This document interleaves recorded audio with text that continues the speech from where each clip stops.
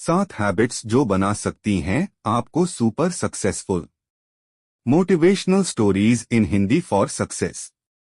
आपकी जिंदगी बस यूं ही नहीं घट जाती है, चाहे आप जानते हो या नहीं। ये आप ही के द्वारा डिजाइन की जाती है। आखिरकार आप ही अपने विकल्प चुनते हैं, आप खुशियां चुनते हैं, आप दुख चुनते हैं, आप निश्चितता चुनते हैं, आप अपनी अनिश्चितता चुनते हैं, आप अपनी सफलता चुनते हैं, आप अपनी असफलता चुनते हैं, आप साहस चुनते हैं, आप डर चुनते हैं। इतना याद रखिए कि हर एक क्षण, हर एक परिस्थिति आपको एक नया विकल्प देती है, और ऐसे में आपके पास हमेशा ये अपॉर्चुनिटी होती है कि आप चीजों को अलग तरीके से करें और अपने लिए और पॉजिटिव रिजल्ट प्रोड्यूस करें। Habit 1, be proactive. प्रोएक्टिव बनिए। प्रोएक्टिव होने का मतलब है कि अपनी लाइफ के लिए खुद जिम्मेदार बनना।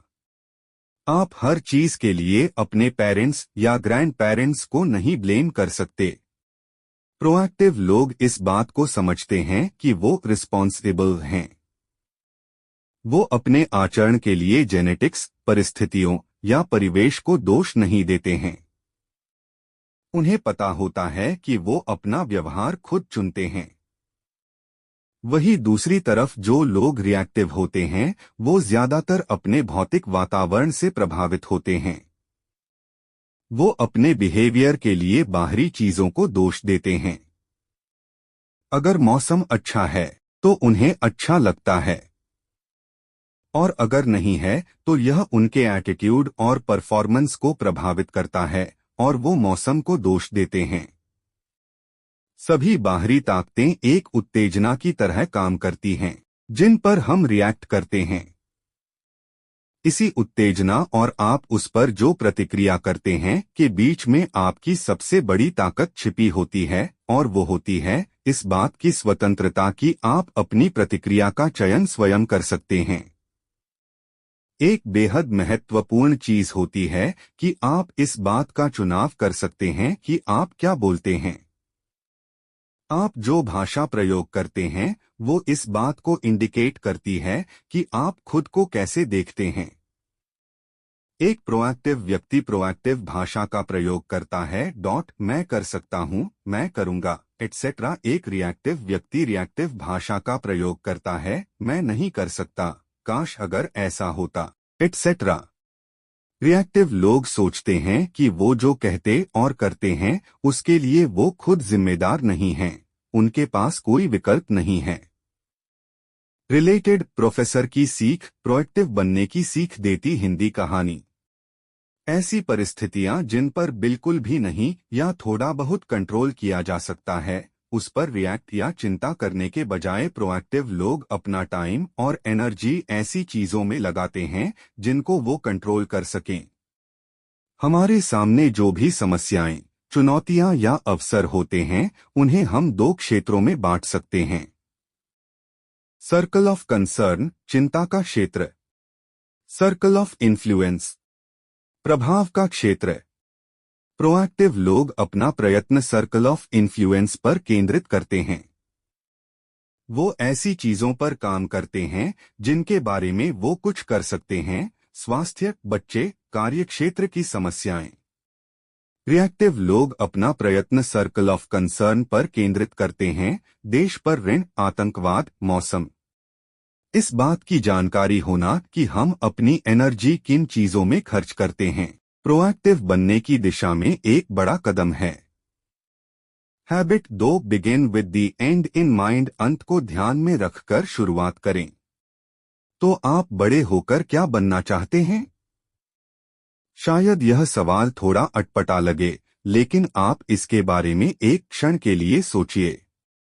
क्या आप अभी वो हैं जो आप बनना चाहते थे, जिसका सपना आपने देखा था? क्या आप वो कर रहे हैं जो आप हमेशा से करना चाहते थे? ईमानदारी से सोचिए। कई बार ऐसा होता है कि लोग खुद को ऐसी जीत हासिल करते हुए देखते हैं जो दरअसल खोखली होती है, ऐसी सफलता जिसके बदले में उससे कहीं बड़ी चीजों को गंवाना पड़ा। यदि आपकी सीढ़ी सही दीवार पर नहीं लगी है तो आप जो भी कदम उठाते हैं वो आपको गलत जगह पर लेकर जाता है। हैबिट 2 आपके इमेजिनेशन या कल्पना पर आधारित है।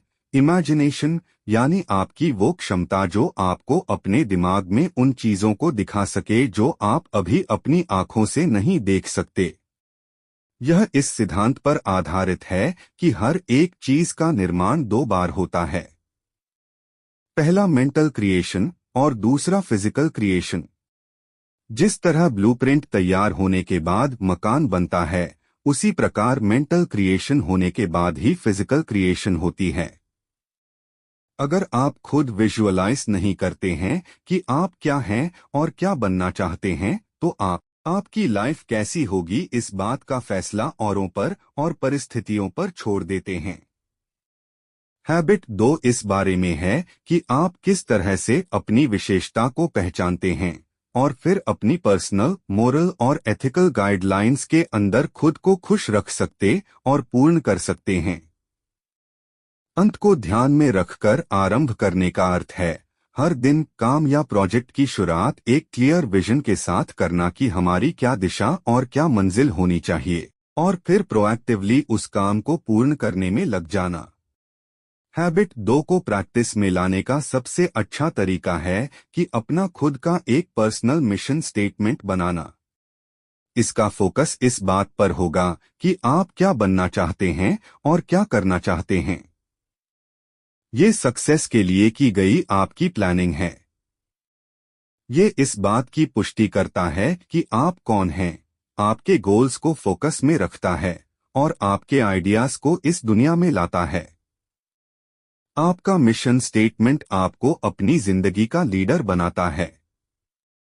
आप अपना भाग्य खुद बनाते हैं और जो सपने आपने देखे हैं उन्हें साकार करते हैं।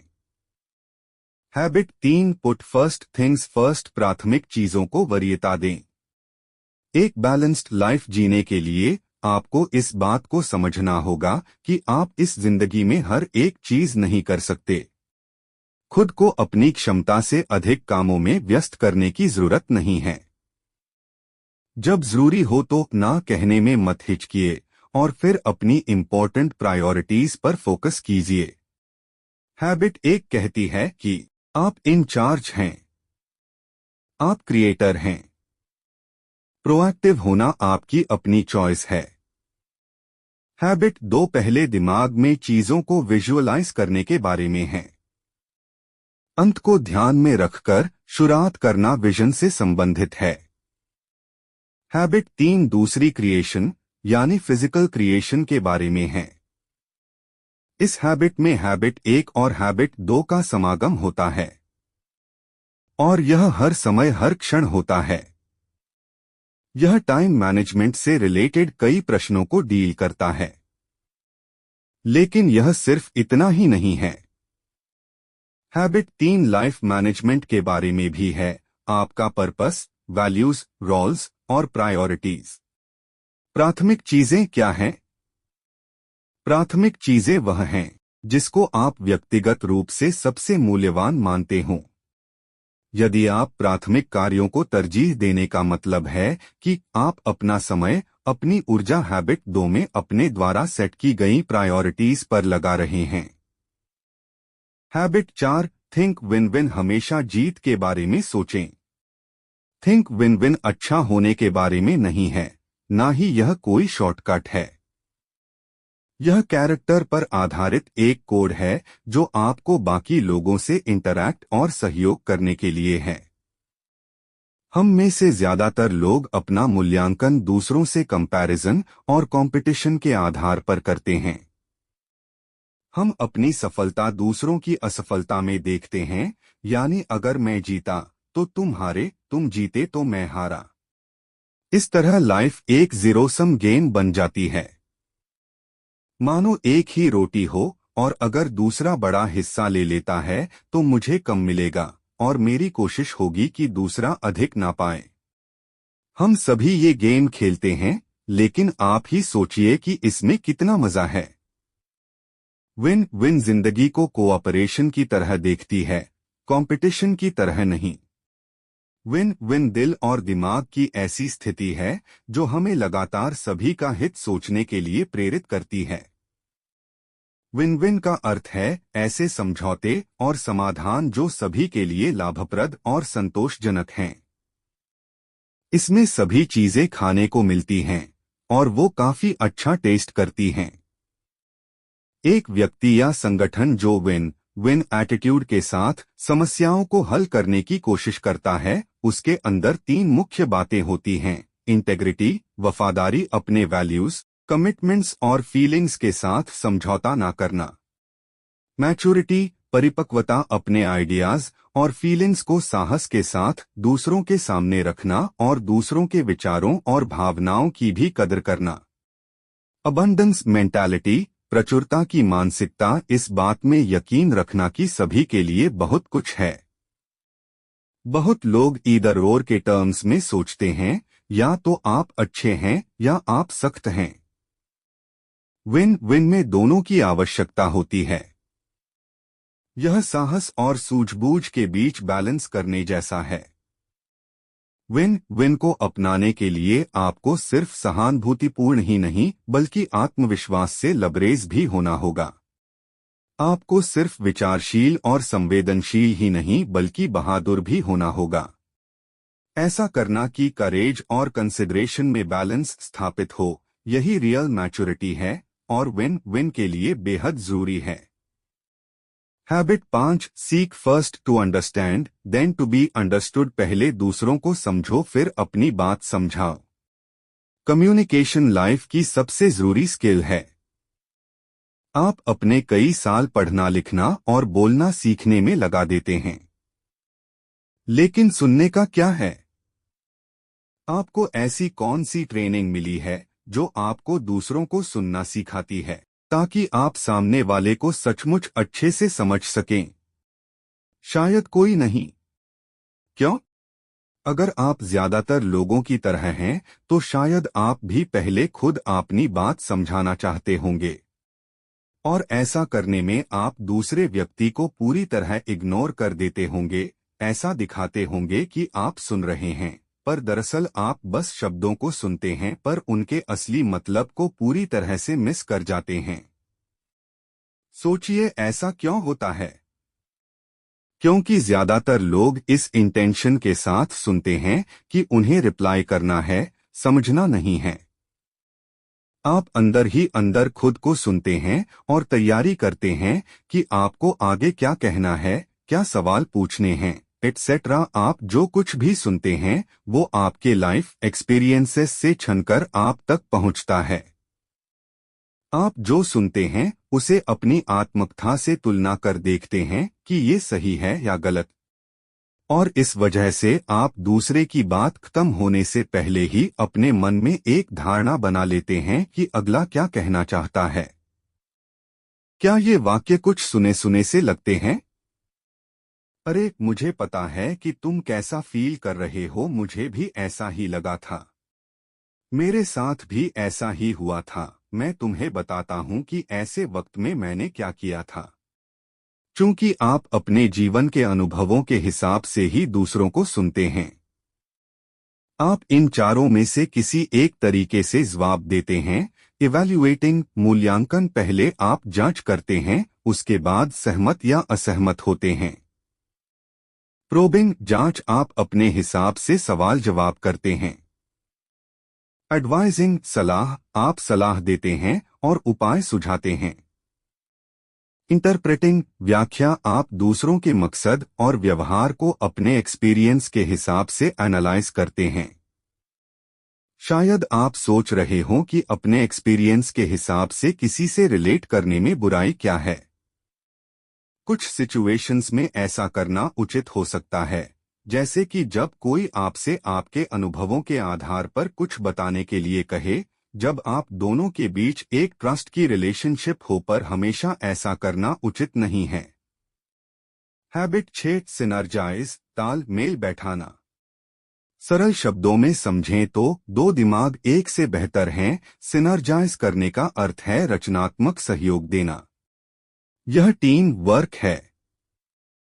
यह खुले दिमाग से पुरानी समस्याओं के नए निदान ढूंढना है।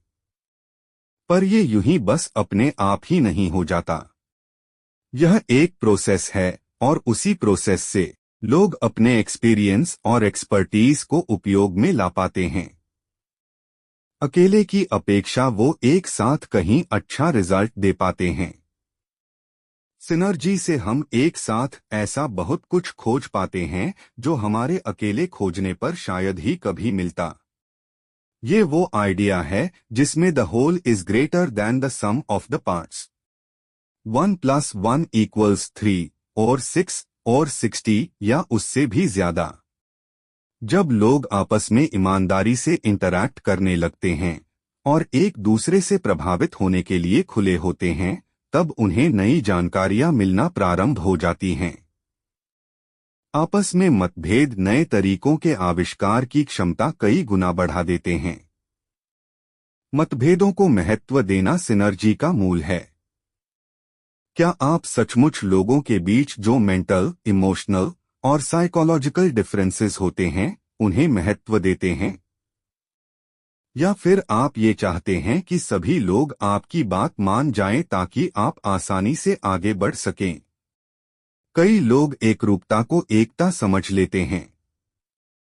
आपसी मतभेदों को वीकनेस नहीं, स्ट्रेंथ के रूप में देखना चाहिए। वो हमारे जीवन में उत्साह भरते हैं। हैबिट 7, शार्पन द सॉ, कुल्हाड़ी को तेज करें। शार्पन द सॉ का मतलब है अपने सबसे बड़ी संपत्ति यानी खुद को सुरक्षित रखना। इसका अर्थ है अपने लिए एक प्रोग्राम डिजाइन करना जो आपके जीवन के 4 क्षेत्रों physical, social, emotional, mental and spiritual में आपका नवीनीकरण करे। नीचे ऐसी कुछ एक्टिविटीज के एग्जाम्पल दिए गए हैं। फिजिकल, शारीरिक, अच्छा खाना, व्यायाम करना, आराम करना। सोशल, इमोशनल, सामाजिक, भावनात्मक, औरों के साथ सामाजिक और अर्थपूर्ण संबंध बनाना। मेंटल, मानसिक, पढ़ना लिखना, सीखना सिखाना। स्पिरिचुअल, आध्यात्मिक, प्रकृति के साथ समय बिताना, ध्यान करना, सेवा करना। आप जैसे जैसे हर एक क्षेत्र में खुद को सुधारेंगे, आप अपने जीवन में प्रगति और बदलाव लाएंगे। शार्पन द सॉ आपको फ्रेश रखता है ताकि आप बाकी की 6 हैबिट्स अच्छे से प्रैक्टिस कर सकें। ऐसा करने से आप चैलेंजेस फेस करने की अपनी क्षमता को बढ़ा लेते हैं। बिना ऐसा किए आपका शरीर कमजोर पड़ जाता है, मस्तिष्क बुद्धिरहित हो जाता है, भावनाएं ठंडी पड़ जाती हैं, स्वभाव असंवेदनशील हो जाता है और इंसान स्वार्थी हो जाता है। और यह एक अच्छी तस्वीर नहीं है, क्यों? आप अच्छा फील करें, ऐसा अपने आप नहीं होता। एक बैलेंस्ड लाइफ जीने का अर्थ है खुद को रीन्यू करने के लिए जरूरी वक्त निकालना। ये सब आपके ऊपर है। आप खुद को आराम करके रीन्यू कर सकते हैं या हर काम अत्यधिक करके खुद को जला सकते हैं। आप खुद को मेंटली और स्पिरिचुअली प्यार कर सकते हैं या फिर अपने वेलबीइंग से बेखबर यूं ही अपनी जिंदगी बिता सकते हैं। आप अपने अंदर जीवंत ऊर्जा का अनुभव कर सकते हैं या फिर टाल मटोल कर अच्छे स्वास्थ्य और व्यायाम के फायदों को खो सकते हैं। आप खुद को पुनर्जीवित कर सकते हैं और एक नए दिन का स्वागत शांति और सद्भाव के साथ कर सकते हैं। या फिर आप उदासी के साथ उठकर दिन को गुजरते देख सकते हैं। बस इतना याद रखिए कि हर दिन आपको खुद को रीन्यू करने का एक नया अवसर देता है खुद को रिचार्ज करने का बस जरूरत है डिजायर, इच्छा, नॉलेज, ज्ञान और स्किल्स, कौशल की। ऐसे ही अनोखे और नॉलेजफुल कहानी को सुनने के लिए वीडियो को लाइक, कमेंट, शेयर और सब्सक्राइब करना ना भूले।